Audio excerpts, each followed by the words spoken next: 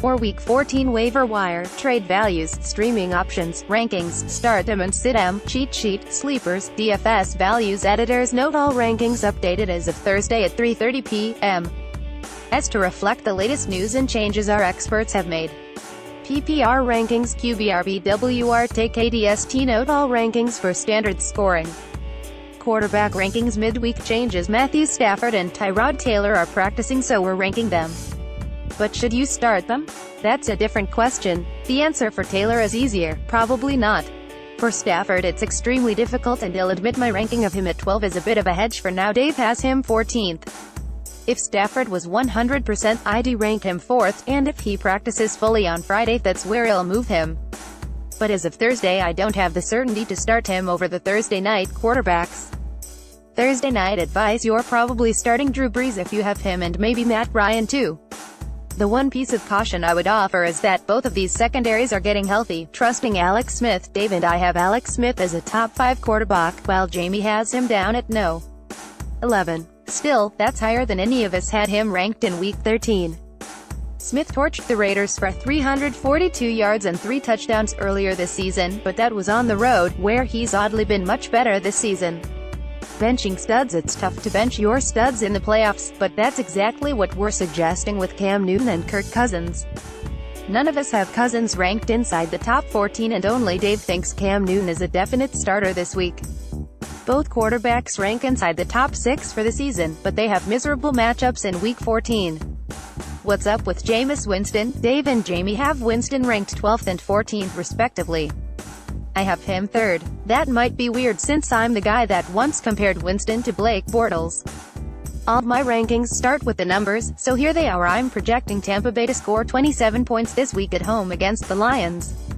The Bucs have scored 79% of their offensive touchdowns through the air this season. Winston is averaging 7.5 yards per attempt. That's exactly what the Lions have allowed this year. Multiply that by the 38 pass attempts I expect. Tampa Bay has a 6,139 pass run split this season, and you get to an expectation of 288 passing yards. Running back rankings midweek adjustments: Doug Martin has been cleared from the concussion protocol, so we're slightly less bullish on Peyton Barber. We're still expecting Barber to be the best Bucs back, but he's no sure thing. Jamal Williams is another back that has dropped in our rankings, with the Packers listing Aaron Jones atop their depth chart and Mike McCarthy being cryptic about their usage. We still think Williams is the best Packers back, but there's significantly more risk attached to him than there was.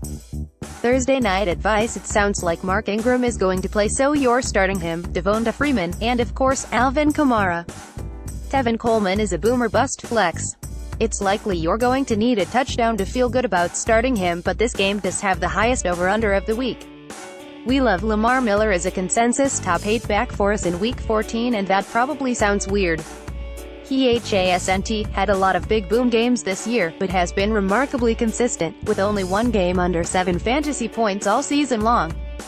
He faces the 49ers in Week 14. While the 49ers did a nice job against Jordan Howard last week, they've still given up the 3rd most fantasy points to running backs this season. Bring on the backups: Giovanni Bernard, Peyton Barber, Kerwin Williams, Mike Davis. These were exactly the guys you expected to be targeting heading into the fantasy playoffs, right? Well, assuming the starters stay out, they're all going to be relevant fantasy options in Week 14.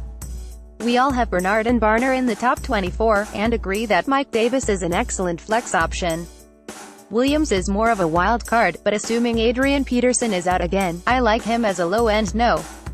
2 against a banged-up Titans defense. Is it Jay Ajayi week? I've been the low guy on Ajayi most weeks since he arrived in Philadelphia, but I sense the tide is starting to turn.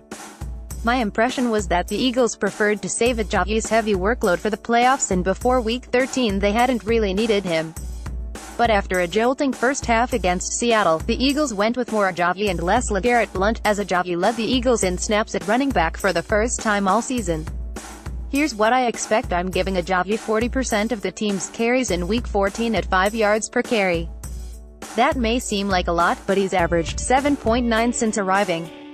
The Eagles as a team average 4.6 YPC, and the Rams have been atrocious against the run, surrendering 4.8. That leads me to an expectation of 63 rushing yards for Ajayi. I also have an expectation of 2 catches for 15 yards. The Eagles have a Vegas implied total of 24.5. I'm expecting them to score 24 points. The Eagles as a team have scored about a quarter of their offensive touchdowns on the ground.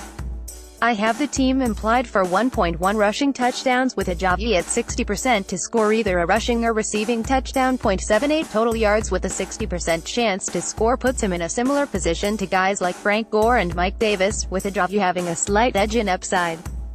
Wide receiver rankings midweek adjustments. Chris Hogan is practicing and we're ranking him.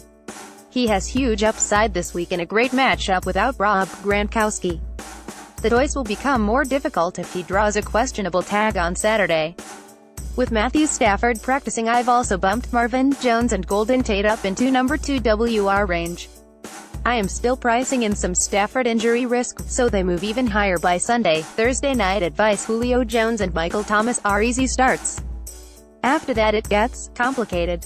I view Ted Ginn as a boom or bust flex play, but he could very well boom with Atlanta trying to take away Michael Thomas. Mohamed Sanu doesn't have a lot of boom in him, but he should be a safe no. 3 WR and PPR. Looking for a good win in Week 14? Try Marquise Goodwin as a top 25 wide receiver for all 3 of us, and I have him the highest at no. 14. The 49ers receiver has at least 6 fantasy points in each of his past 4 games and caught all 8 of his targets in Jimmy Garoppolo's first game. In Week 14 he faces a Texans defense that surrenders 14.5 yards per reception to wide receivers, the 3rd worst mark in the league. You can start him with confidence. You ranked Sterling Shepard where? Sterling Shepard is back. Eli Manning is back. And Shepard is back in my top 10. Dave and Jamie both have him ranked as a low-end no. 2, so they like Shepard, but they don't love him like I do. So why do I have him ranked this high? Again, the numbers: Manning and Shepard have played 3 full games together this season without Odell Beckham. In those 3 games Shepard has received 26% of the team's targets. Since I expect Eli Manning to throw the ball 38 times in this game, that gets him 9 targets. Shepard has caught 75% of his targets from Manning this season and averaged 12.5 yards per reception. Maintaining those norms would put him around 7 grabs for 90 yards. The Giants are implied for 18.5 points by Las Vegas this week, and they've scored 78% of their touchdowns through the air.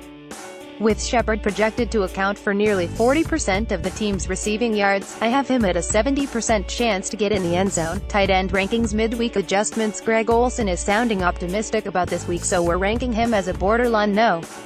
1 tight end. There's nothing safe about him, but that's true of most of the TAY rankings. The guys did talk me into moving Steven Anderson up in my rankings. There are just too many targets available in Houston to avoid him at this position. Thursday night advice: just don't gross without Rob Gronkowski suspension and Zach Ertz concussion. The tight end rankings look even worse than usual. What's worse, there's no consensus after Travis Kelce. I prefer Hunter Henry, coming off a season-high 9 targets, against a good fantasy matchup at home against Washington. Still, I don't feel great at all about Henry or anyone else on this list being my no. 2 tight end. Just missed. Here are the next 3 in the rankings for each analyst, in case you need a streamer.